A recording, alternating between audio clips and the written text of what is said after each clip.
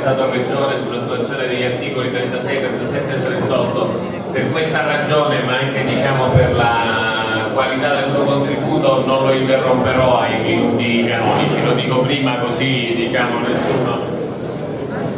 Vi ringrazio per avermi invitato nella mia qualità di esterno, indipendente e con la vostra riconosciuto come studioso dello Statuto Speciale della Regione Siciliana.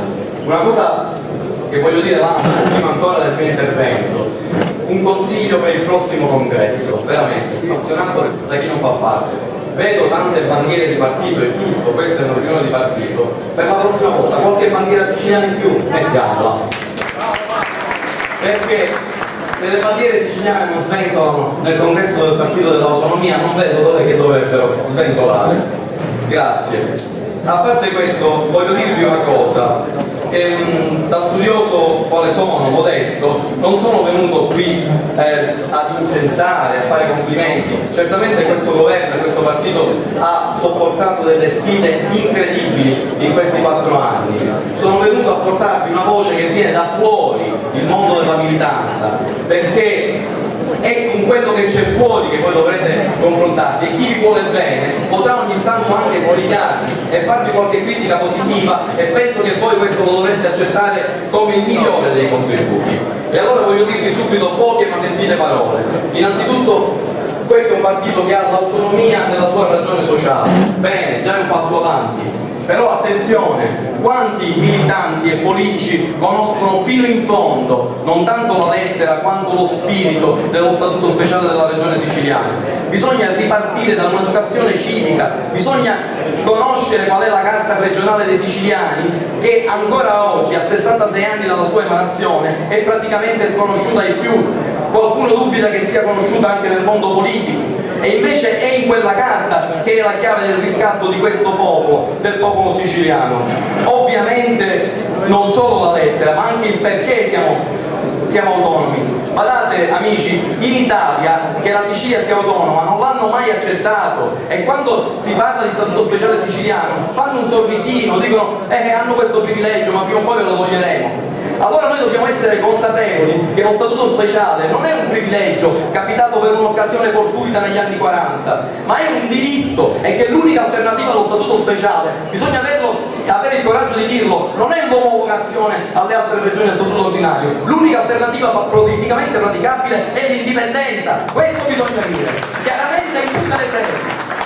Perché la Sicilia, a differenza della Liguria e della Basilicata o delle Marche, è stata per 8 secoli un regno con Stato e Parlamento e politica propria, è stata una nazione, e tutt'oggi, lasciamo perdere il passato, ha interessi propri, direi quasi nazionali, che possono trovare una concertazione con quelli nazionali soltanto nel rispetto pieno, assoluto delle forme di autogoverno che sono previste nella nostra Carta Costituzionale. Ovviamente il rispetto formale non basta, il rispetto formale dello Statuto può anche servire per difendere privilegi, bisogna andare alla sostanza delle cose, e andare alla sostanza delle cose significa essere un partito che denuncia i 2 grandi mali della Sicilia, che 66 anni di falsa autonomia non hanno mai contribuito a corrompere, e sono, ve lo dico fraternamente, il colonialismo e il feudalesimo.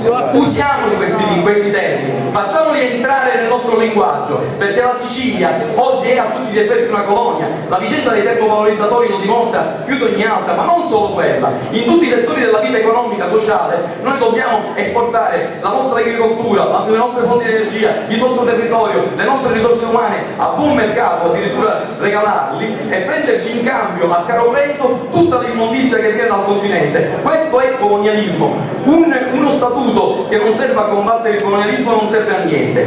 Ma i nemici non sono solo esterni, per questo dico anche feudalesimo, perché tutt'oggi i cittadini siciliani non premiano forze realmente democratiche, non cercano una vera partecipazione ad una cosa pubblica comune, cercano un potente dietro il quale mettersi e dietro il quale portare avanti le proprie battaglie, perché come nel 1300 non si capiva tra latini e catalani qual era il progetto politico, non c'era nessun progetto politico, erano due bande che si scannavano per l'occupazione del potere, la maggior parte della storia, diciamo, autonomistica siciliana è stata così, è stata guerra tra bande in cui ci si mette sotto una sigla PC, DC, Forza Italia, PDL, eccetera, senza nessun'anima. Invece bisogna spezzare queste catene feudali e dare di nuovo ai cittadini siciliani il ruolo di cittadini che da troppo tempo non hanno avuto. Voglio darvi anche qualche altro piccolo consiglio, grazie.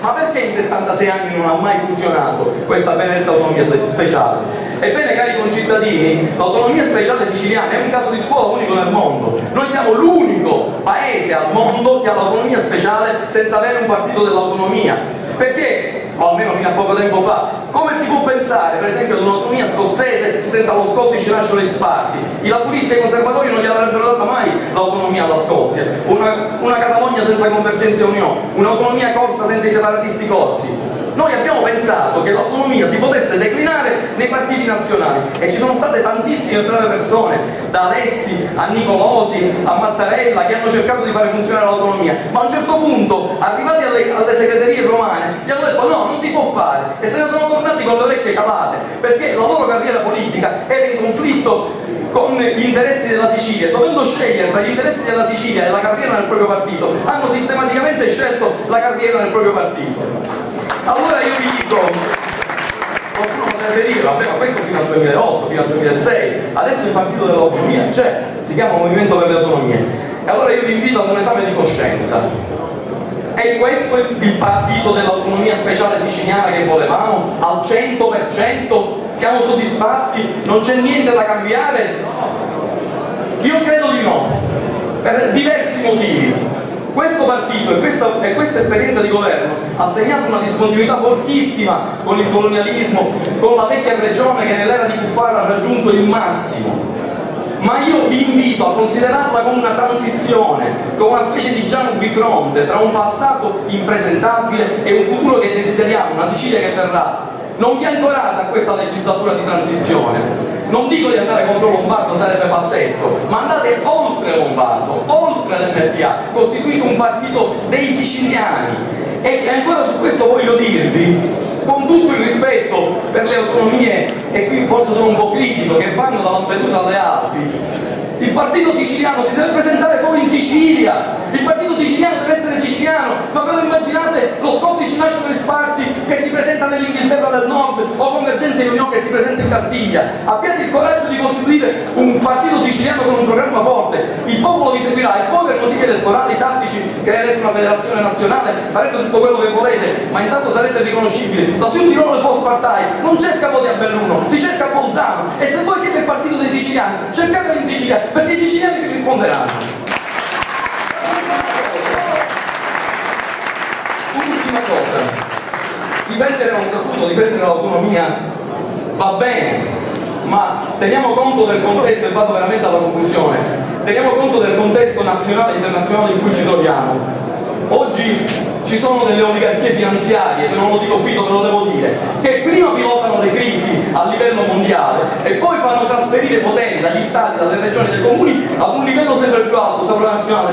Quante volte abbiamo sentito dire ci vuole più integrazione europea, ci vuole più Unione Europea, ci vuole l'Unione Bancaria Europea, poi ci sarà l'Unione Carceraria Europea, non lo so che cosa ci sarà. È ora di dire basta, non si può dare sempre ai propri carnefici il proprio futuro. Ma di che autonomia parliamo? Che ormai il 70% delle leggi si fanno non a Bruxelles, magari, si fanno nell'Eurotower di Francoforte. Ormai i banchieri di Francoforte fanno la lista della spesa e poi gli stati privatizzano tutto, spendono tutto. Se voi non rompete con queste oligarchie, se voi non denunciate al popolo siciliano che volete riscattare la libertà europea a partire dalla Sicilia, non sarete credibili.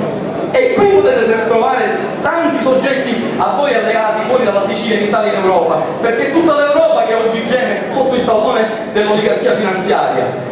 Chiedete quello che le menti più illuminate in questo momento stanno chiedendo. La Sicilia, con l'autonomia che ha, può chiedere due cose fondamentali. Intanto si deve andare a rinegoziare con l'Europa il suo statuto e non con l'Italia, perché tutti i trattati che sono stati fatti, dal Trattato di Roma all'immondo Trattato MES, che purtroppo anche qualcuno qua ha firmato, questi trattati sono stati fatti violando sistematicamente tutti i diritti della Sicilia. Noi ce li dobbiamo andare a rinegoziare in Europa, perché noi abbiamo i nostri diritti, abbiamo la nostra autonomia come molte altre regioni autonome europee hanno, ce la dobbiamo andare a rinegoziare e dobbiamo anche con questa autonomia fare una politica liberale, cioè smaltire tutta questa burocrazia assistenziale che è stata fatta e tutte le autorizzazioni che soffocano gli imprenditori, ma stiamo attenti perché i beni pubblici, le imprese dei pubblici servizi, i beni le energie dei siciliani sono nostre. Ho sentito dire al Presidente Monti, che forse a qualcuno piace, qua non lo so, se ha avuto qualche sensibilità, che si vuole togliere i debiti con il patrimonio delle regioni e dei comuni. Ma che stiamo scherzando? Il patrimonio delle regioni è il nostro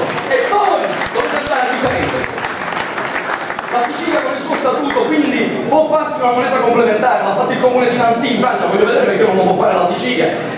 Deve attuare l'articolo 36, chi ha detto che non è attuale? L'articolo 36 prevede che la Sicilia delibera le proprie imposte, tutte le rivolte dal Vespro al 1812 sono state fatte sulla materia tributaria. Quanti siciliani vorranno determineranno loro qual è il carico delle loro imposte. E in una parola, se farete questo e darete un'anima allo statuto e tutto quello che ci sta dietro, avrete tutto il popolo dietro, perché oggi il popolo siciliano ha bisogno di una cosa, più di tutte quelle che ho detto fino ad ora, ed è quella di avere ridato dignità. Oggi il popolo siciliano è il più complessato del mondo. Mia nonna mi diceva che un siciliano è brutto, è lago. Non è vero, l'avevano inculcato dalla scuola elementare. Noi dobbiamo riscoprire la nostra cultura, dobbiamo istituire un ufficio legale che denuncia tutte le case cinematografiche in cui, nei film, nei cartoni animati persino, il cattivo, il mafioso è sempre con l'accento siciliano e noi siamo zitti, allora ce lo metiamo, allora siamo veramente mafiosi. E invece la mafia, l'abbiamo scoperto in questi giorni, sta a Roma, noi siamo vittime, non è cosa nostra, è cosa loro. Vi ringrazio, viva la Sicilia!